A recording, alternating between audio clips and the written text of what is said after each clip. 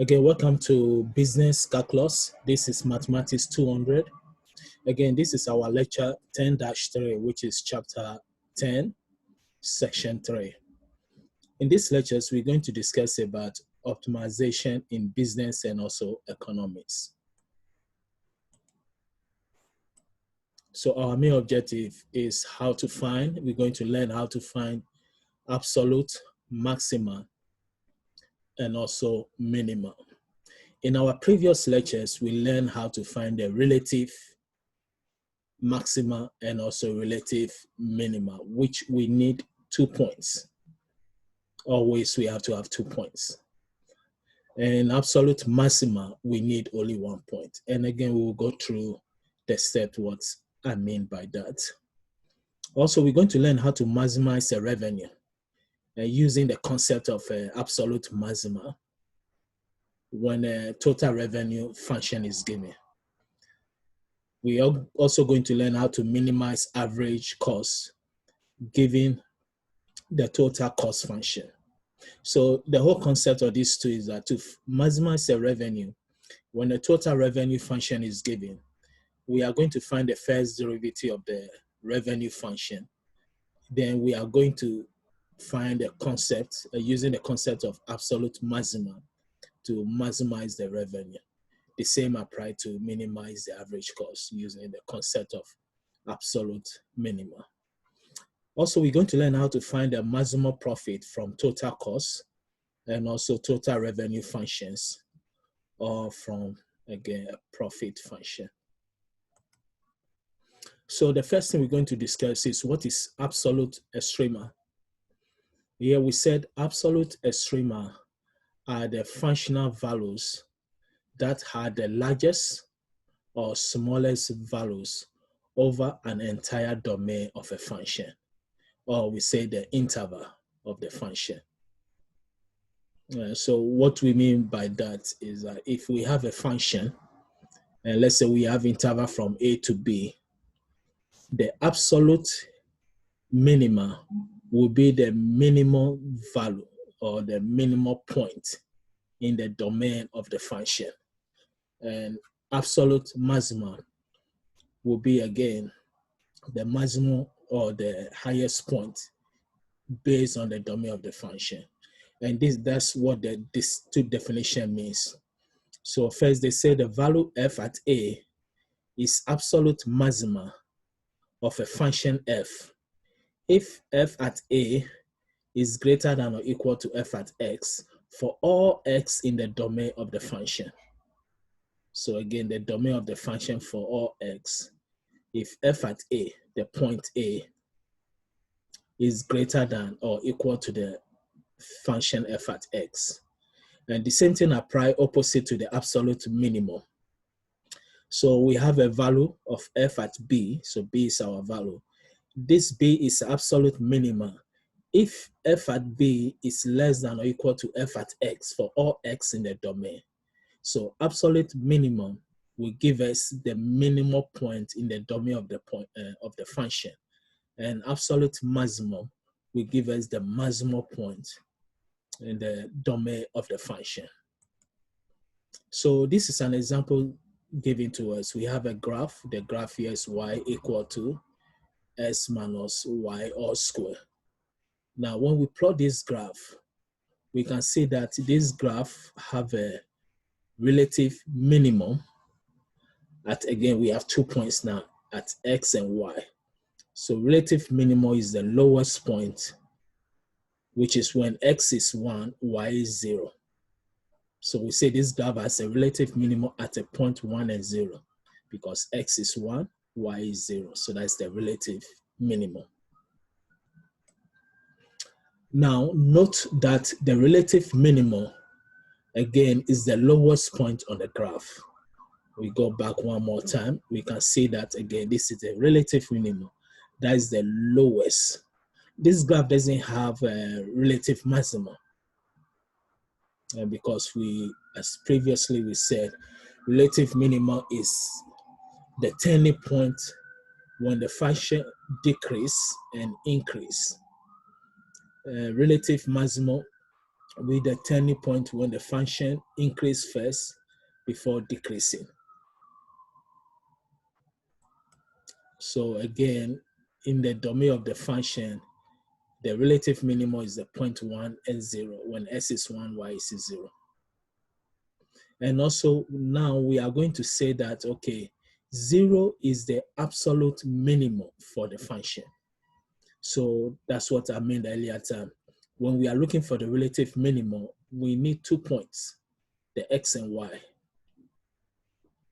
But when we are looking for the absolute minimum, that will be f at 0 equal to 1. F at 1, I'm using the point here, f at 1 when s equal to 1, y equal to 0. So 0 is our absolute minimum point. And here we say 0 is the absolute minimum for the function. Relative, again, minimum gives us the 2 points, s and y. Now, if I look for f at 1 and my answer is 0, it means the absolute minimum equal to 0. And also similarly, when there is a point that is the highest point on the graph over the domain of the function, then we have absolute maximum point of the graph of the function. So in the previous graph, which is the figure 10.2a, we see that there's no relative maximum, as we said. We only have a relative, again, minimum at the point 1 and 0. So, however, now if the domain of the function is restricted, and previously, let's go back one more time, the domain of this function is from -1 to +3. Now we restrict the domain of the function, and here we say the domain of the function is from half to 2, half to 2. So however, if the domain of the function is restricted to the interval half and 2, then we get the graph shown below. So in this case, we have absolute maximum at point 1. We can see the maximum point. So here, when s is 2, y is 1. So our absolute maximum will be 1. And also we have absolute minimum, which is still again 1 and 0, and where there's a turning point. Here we say the domain of the function is from half to 2. So that's why we have a point to stop it. It means from half to 2. So the absolute maximum will be at when s equal to 1. Then absolute minimum is the lowest point, is when s equal to 1. Sorry, here is 2, when s is 2. Again, we have 1, 2, and 3. So when s is 2, y is 1. That's our absolute maximum. When s is 1, y is 0. That is our absolute minimum. Now, if the domain of y equal to s minus 1 square is restricted to the interval 2 and 3, so we change the interval now from 2 to 3. So we have 2 to 3. The resulting graph shown. In this case, we have absolute minimum at 1. When s is 1, y is 1 at 1. Then absolute maximum will be 4. When s is 3, y is 4.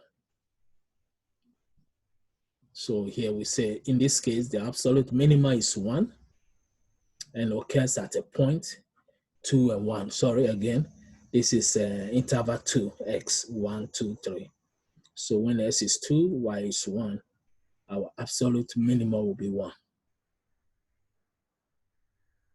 Then when s is 3, y is 4, so our absolute maximum is 4.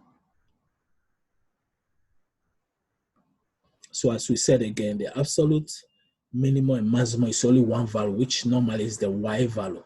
That's the function value. So if, for example, here I can say, okay, absolute minimum is 1. So f at 2, s is 2 here, f at 2 is equal to 1. So the absolute minimum will be 1, always the function value or the y value. So as the preceding discussion indicates, now we say that if the domain of a continuous function is limited to a closed interval, the absolute maximum or minimum may occur at an endpoint of the domain. Now, in testing functions with limited domains for absolute maximum and minimum, we must compare the function values at the endpoint of the domain with the function values at the critical values found by taking derivatives. Again, when we are talking about relative maximum and minimum, we also talk about critical values. If quite remember, critical values when we find the derivative and we equate the function to 0, the answer we get is the critical value, which normally to be the x value. So we start with our application here. So the first thing we're going to learn is maximizing revenue. Now we know the concept of absolute minimum and also the absolute maximum. Now maximizing the revenue, we will see an example soon. But here we remember the term marginal revenue. Now, if I'm looking for marginal revenue, it will be the first derivative of the revenue function. So here we said because marginal revenue is the first derivative of the total revenue, it should be obvious that the total revenue function will have a critical point at the point where the marginal revenue equal to 0. So we know the critical point, we find the first derivative of the function, or in this case, the total revenue, and that will give us the marginal revenue. We equate the marginal revenue to 0 and find the value of the variables, and those values will be the critical point. Now, it depends on the function. If the function have exponent of 2, 3, 4, most likely the critical values will be more than 1.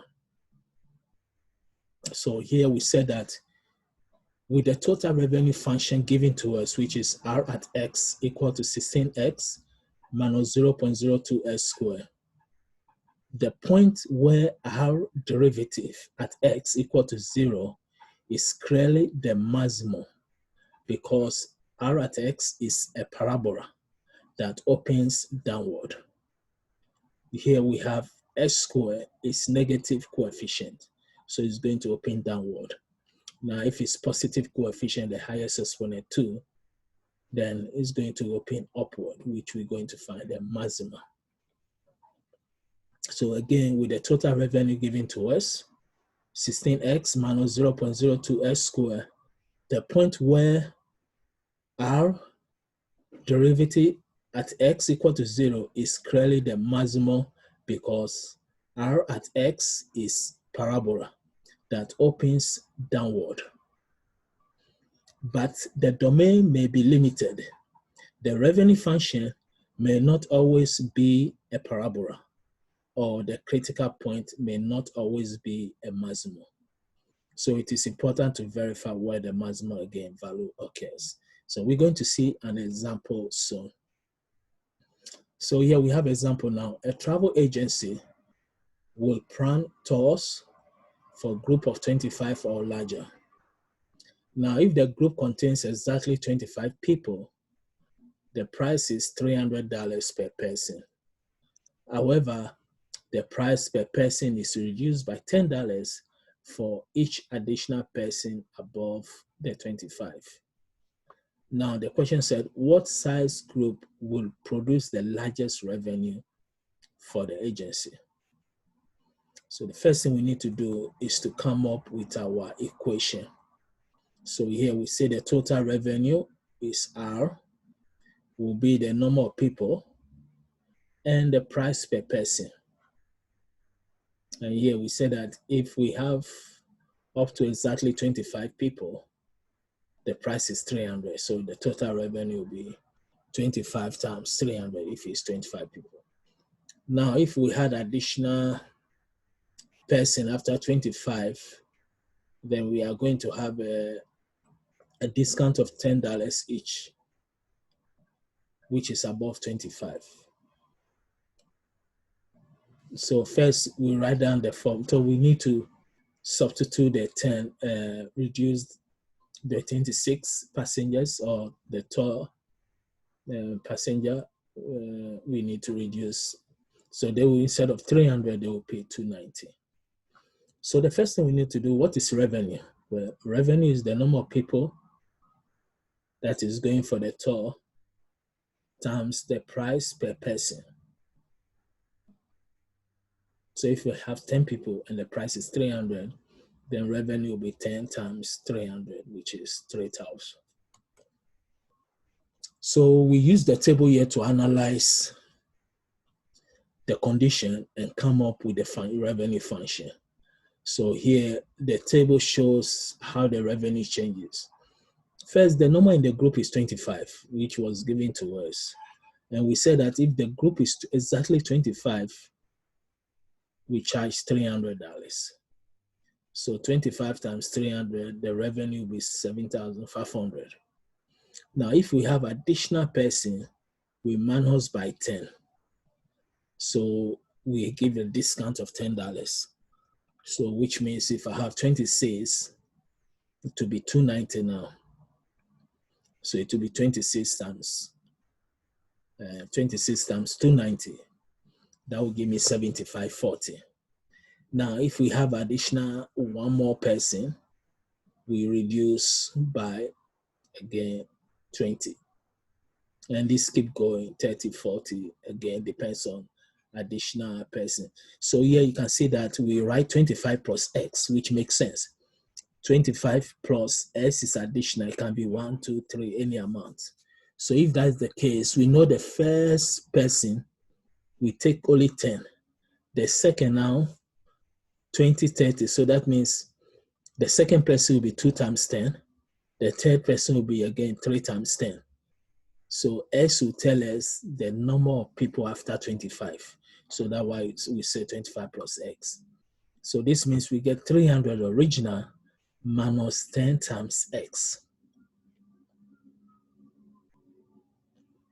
And here we came up with the two together here. So the revenue will be what? 25 plus X, which is our number in the group, times the price now will be 300 minus 10X. Because we don't know how many people after the 25. We know 300 means exactly if we have 25, then it's 300. But if we have 1, 2, 3, anytime if we have 1, we increment by 10 to 23, 34, 40, 50, etc. So if that is the case, we are going to represent X as the number of additional people after 25. So 25 exactly give us 300, but now we have to discount 10 based on the number. If it's only 1, then 10. If it's 2, 10 times 2. If it's 3, 10 times 3. So that's why we say X is number of people. So it will be 300 minus 10X. Then the revenue will be 25 plus X, 300 minus 10X. Now we have our function now. This will be our function because S will represent any amount of additional people after 25. So we are going to open the parentheses, and our final revenue function is 7,500 plus 50X minus 10X squared. So from here now, we can find the first derivative. So here we say this is the quadratic function. So its graph is parabola. And we look at the negative value, say to open what? Downward. Or we use the term concave down. Now the maximum will occur at its vertex where the hard derivative at X equal to 0. So we have R at X now. So the first thing we need to find is the first derivative of R at X, which will give us 0 plus 50 minus 20X. So we get 50 minus 20X.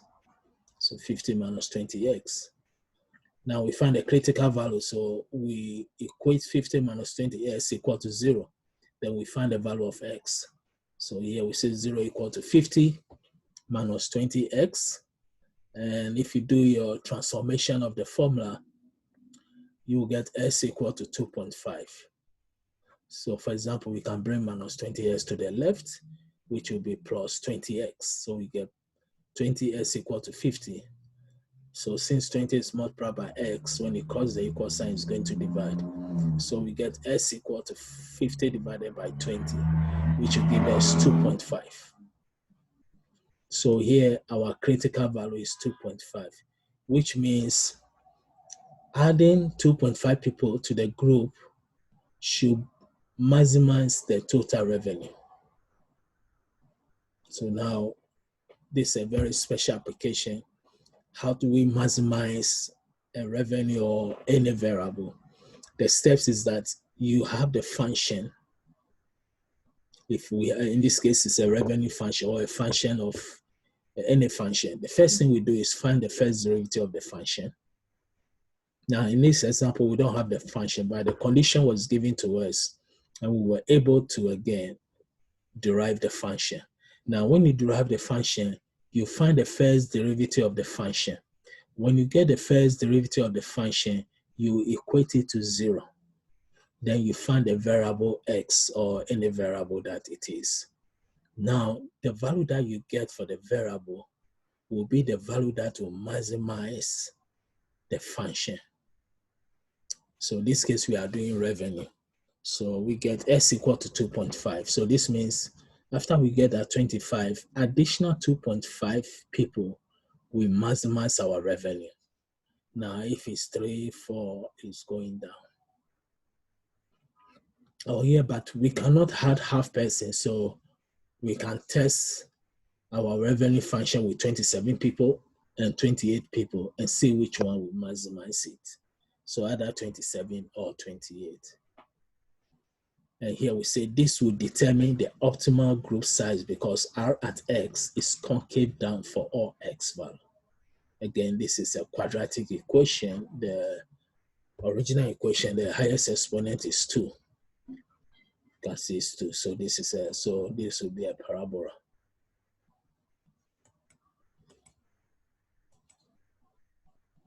So here we say given S equal to 2, we have 27 people. We get 75/60. We plug in the 2 to the function. Then 3, we get 75/60. So previously we get 2, we get 75/60. And 3, we get 75/60 also. So we say both are okay. So note that both 27 and 28 people give the same total revenue. And that is, revenue is greater than the revenue for 25 people. Thus, the revenue is maximized at either 27 or 28 people in the group. So next we do the maximize average cost. Now, because a total cost is always increasing, and we know revenue is what we get. So we like to maximize revenue. Total cost is what we give, what we spend for our operation. So our goal as a good business to maximize profit, it means we have to minimize the cost and also maximize the revenue. And that will give us the profit maximize. So that's why here our main objective in business application always is to maximize revenue, but we always want to minimize average cost. Now here we say that because the total cost function is always increasing when S is greater than or equal to 0. When S is positive value, always the cost function increase. So the number of units that will make the total cost a minimum is always S equal to 0, because that is the lowest unit, which gives us an absolute minimum. However, it is more useful to find the number of units that will make the average cost per unit a minimum. So to find the average cost, we say first, the total cost function is C, which will give us C at X, and S against our units. Then the per unit average cost is C at X divided by X. And this will be the per unit. So if a number of units or product is 100, then when we find the C at S, which is our total cost, if we divide it by 100, that means the answer we get is the total cost per unit. So let's try this example about average cost. Here we say that if the total cost function for a commodity is given by C equal to 1/4 S squared plus 4S plus $100, where X represents the number of units produced, producing how many units will result in a minimum average cost per unit. Here they say find the minimum average cost. Find the minimum average cost. Previous example, based on the condition given to us, we come up with the revenue function. We find the first derivative of the revenue function, we equate it to 0, and that's give us again the maximize or absolute maximum. Now, based on this equation, we can see that our highest exponent S squared, this is a parabola again, the coefficient is positive, so it's going to open downward. When coefficient is negative, it opens upward. So in our revenue function, we can see that the X squared coefficient is negative, so it opens upward, and we're able to find the maximum, absolute maximum. Here, since it's open downward, we are going to find the absolute minimum. And that's what we are looking, find the minimum average cost. So the first thing we're going to do is to get the function together, then find the first derivative. So this is our function. And the cost function is only 1 unit cost function. The average will be, as we all know, finding the average of something. You find sum of everything divided by the number of items. So that's why here we are, the average, we are the cost function, we are dividing by X because X is our number of units. So we divide by X. So here we are going to find the first derivative. So again, we simplify the function, divide 1/4 X squared by X, we get 1/4 X. Divide 4x by x, we get only 4. Then divide 100 by x, we get 100 by x.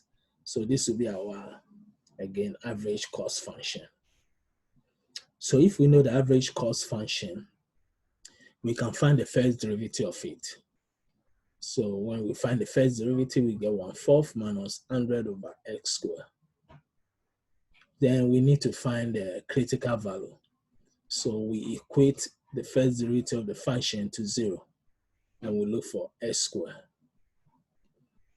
Now, when we do our transformation of the equation here, first we have cross multiply s squared minus 4 times 100 will be s squared minus 400, and that's what we have here. We take s squared to the left,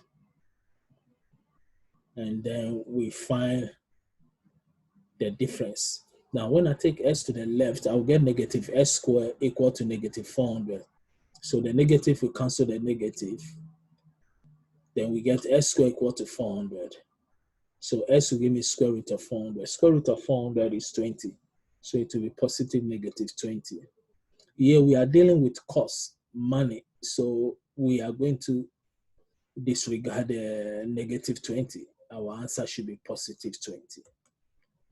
So here, say because the quantity produced must be positive, we are going to use only the positive 20. 20 units should minimize the average cost per unit. So now we show that it is an absolute minimum by using the second derivative. We show that it is an absolute minimum by using the second derivative.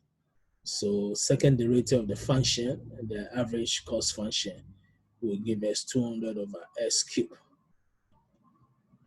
And so second derivative of the average cost function at x greater than 0, only when s is greater than 0. So we say the minimum average cost per unit occurs if 20 units are produced. And that's what we find here, the critical value. Let's go one more time. When we find the first derivative, we equate the equation to 0. And that means we are looking for the critical value. And the answer we get for x will be the value that we, again, in this case, minimize. The reason why we say minimize because the cost function is open downward. So we have only minimum. So here also we say thus the minimum average cost per unit occurs if 20 units are produced. And this is the graph for the function. So we can see again the absolute minimum. It's when S is 20 and Y is again 14. And this is the original function, not the first derivative, but the original function, which is S over 4 plus 4 plus 1 over X. Plus 100 over X. So we plug the function and we get this.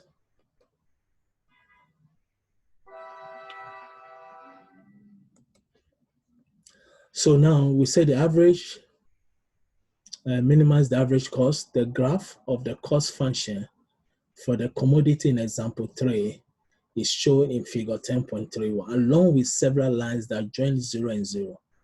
So we can see from 0 and 0 coordinate, we have several lines that join the function.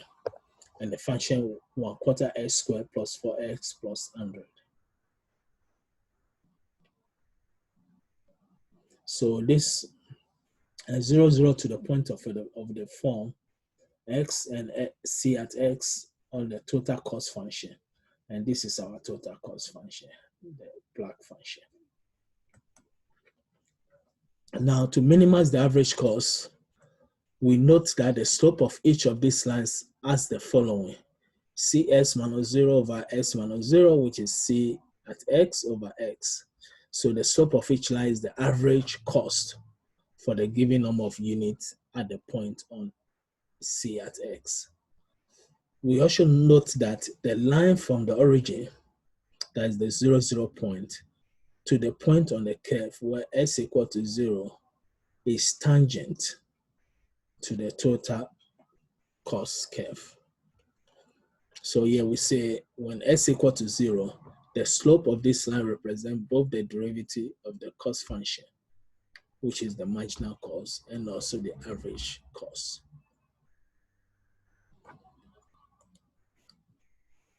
Now all the lines from the origin to the points with s value larger than 20 or smaller than 20 are steeper, and therefore they have greater slopes than the line to the point when s equal to 0. And we say the minimum average cost occurs when the average cost equals the marginal cost. So the last section will be how do we maximize profit? So we have to define the marginal profit function as the derivative of the profit function. So again, marginal profit, marginal cost, or marginal revenue, they are all again, the keyword marginal means we take the first derivative of the function. So here we say we define the marginal profit function as the derivative of the function. So MP is P derivative at X. And also we have seen how to use the derivative to find the maximum and the minimum for various functions. Now we can apply those same techniques in the context of profit maximization. Also, we can use the marginal profit to maximize, again, the profit function. So let's see an example here. Suppose that the production capacity for a certain commodity cannot exceed 30. If the total profit for this commodity is P at S equal to 4S cubed minus 210S squared plus 3,600X minus $200, where X is the number of units sold, here they say we should find the number of items that will maximize the profit. So we have the profit function here. So we find the first derivative. The first derivative of this function, again, we have a restriction from 0 to 300 because we said, suppose the production capacity for certain commodity cannot exceed 300. So it cannot exceed 30. So it goes from 0 to 30 or from 1 to 30. And that's what we are saying here. When S is greater than or equal to 0 and less than or equal to 30, the marginal profit is given. We find the first derivative of the profit function, and that gives us the marginal profit. Then next we set the P derivative at X equal to 0. That's finding a critical value. And again, that's what we have here. Then we look for P derivative at X. When S is 0, P at X is 0, then S is 15 and S is 20. So this is the sign diagram from P derivative at X to test the critical values. So we have 15 and 20. So it's 0, 15, 20. So when we plug any value less than or up to 15, the P first derivative at X will give us a positive value. Now from 16 to 20, that will be negative. And from 20 upward, that will be positive again. So here we can see where the turning point is. It's at 15 and 20.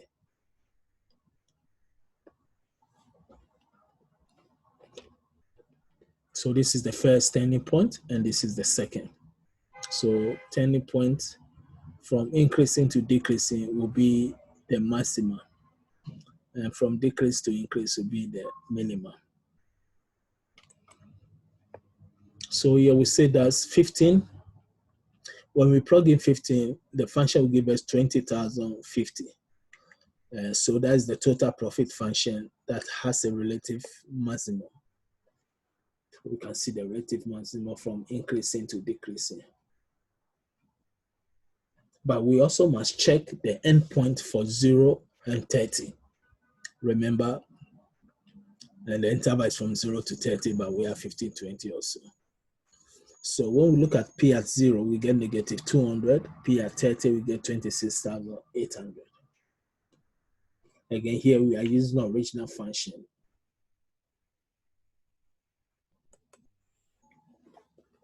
So next example, we say the absolute maximum profit is 26,800, and it occurs at endpoint when S equal to 30. And the figure below shows the graph of the profit function. Again, the domain is from 0 to 30 for X. So in monopolistic market, again, in a monopolistic market, the seller who has a monopoly or monopoly controls the supply of a product and also can force the price higher by limiting supply. So the company that have or controls the monopoly will, of course, gain more profit. Now, if the demand function for the product is P equal to F at X, then the total revenue for the sale of X units is R at X, which is same as P at X, which will give me F at X times X. We should know that the price P is fixed by the market in a competitive market, but varies with the output for the monopolist. So here we say that if average cost function C bar equal to C bar at X represent the average cost per unit sold, then the total cost for the X unit sold is the average cost times X. That will be the total cost for X units sold. Now, because we have both the total cost and total revenue as a function of the quantity X, now we can maximize the profit function P at S equal to P at S minus C bar, which is the average cost function times X. S is our number of units. Here, the P represents the demand function. So P equal to F at X and C average, or the cost, represent the average cost function.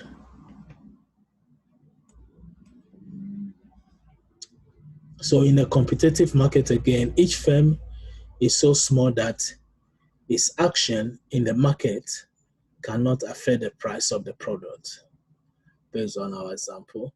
And also the price of the product is determined in the market by the intersection of the market demand curve from all consumers, and also market supply curve from all firms that supply this product.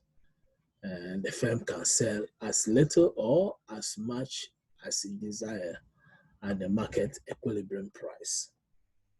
Therefore, we say the firm is a competitive market and has a total revenue function given by R at X equal to P at S, where P is the market equilibrium price for the product and X is the quantity sold.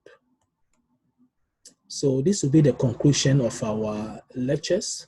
Again, in these lectures, we are trying to use the concept of, again, absolute, maxima, and minima to optimize a business applications. And here we are talking about revenue, total cost, and also economics, market equilibrium price, etc. So again, that will be the conclusion of our lectures, and I will see you in the next lectures. Thank you.